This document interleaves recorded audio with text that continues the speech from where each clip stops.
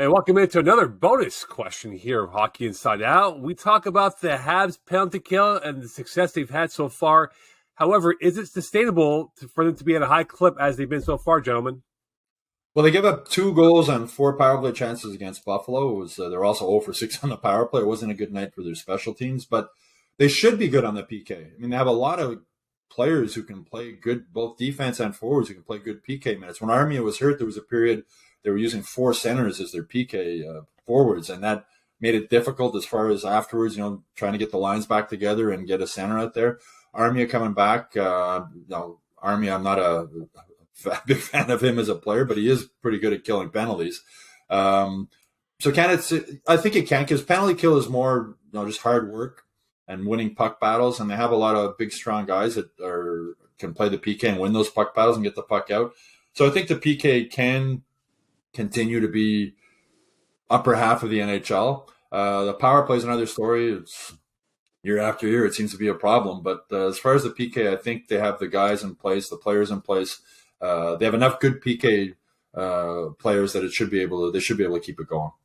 And let's face it. Aside from last night, game, the goalie is your best penalty killer, and they've managed to have Alan Montembeault do a pretty good job, to help out their penalty killing. But one thing remains the same is they have a pretty good group that are committed right now to getting the job done, and they're taking a lot of pride. And I notice a big difference in paying the price and getting in shooting lanes and blocking shots. I mean, they're getting fearless shot blocking by each and every one of those guys, which is critical to having an effective penalty kill. So they have a good group that are buying into the success that they've had so far, and they're going to continue to play that way because it's working, and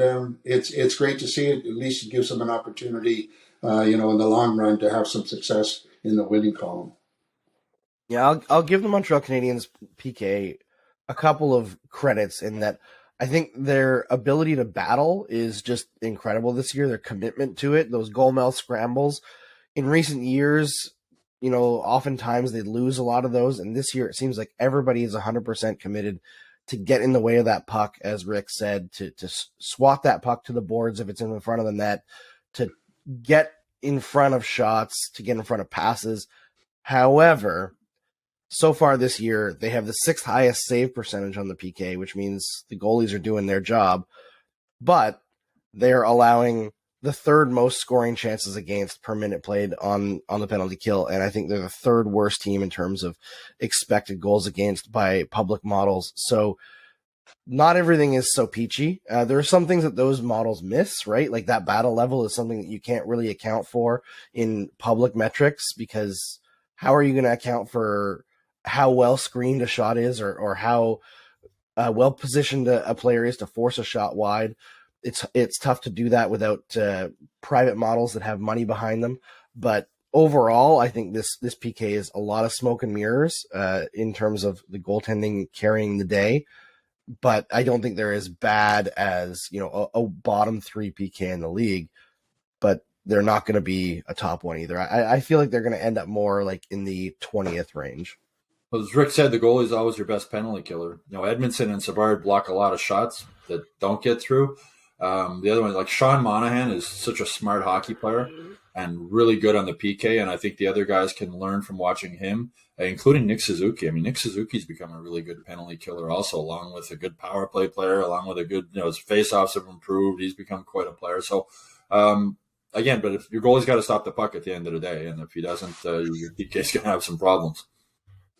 And I really believe, too, in watching them, that their defensive zone positioning is fairly passive, resulting in more times than not, those guys are in good shooting lanes where the opposition has to maybe force a play, which is not the play that they would like. So they're very committed to playing a very disciplined type box with the opportunity to be a little aggressive when plays are broken or the opposition has their back to the play. But I see a big difference in very, very structured in, taking away seam passes, and the main point being fairly consistent on being in the right places to eliminate the opposition from having some real point blank scoring chances or shots.